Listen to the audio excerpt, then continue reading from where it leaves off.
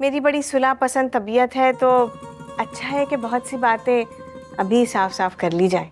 अब बहन, आपने जो कहना है खुल कर कहिए, हम आपकी बात सुन रहे हैं। देखिए, बात दरअसल ये है कि निदा के लिए तो मैंने फ्लैट लेकर रखा हुआ है और उसका सारा जहेज का सामान वहीं सेट होगा।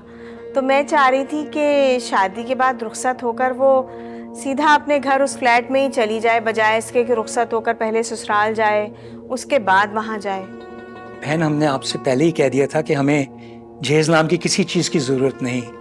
हमारे घर में अल्लाह के फजल से सब कुछ है। वो बात आपकी सही है, माशाल्लाह, बिल्कुल आपके घर में सब कुछ है, लेकिन निदा के घर में तो कुछ नहीं है ना। अगर उसको घर में किसी चीज की जरूरत पड़ी तो? सफीना बाजी, भाई जहेज के सख्त खिलाफ हैं। आप समझने की कोशिश करें, उनको बहुत बुरा लगेगा।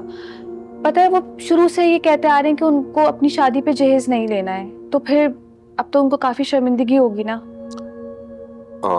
मेरा ये ख्याल है कि निदा को जो कुछ देने दिलाने वाला सिलसिला है वो बाद में भी किया जा सकता है।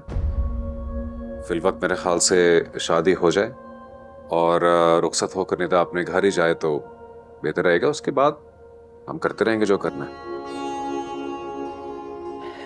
मेरा ख्याल है ये मुनासिब रहेगा। आप लोगों की खुशी में हमारी खुशी है।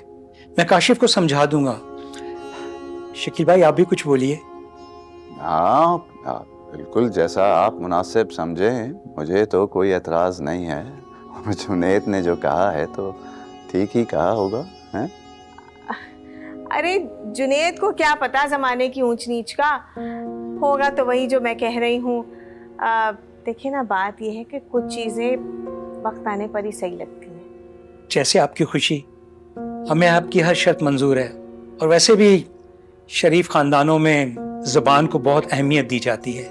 अल्लाह इन बच्चों को खुश रखे। आमीन।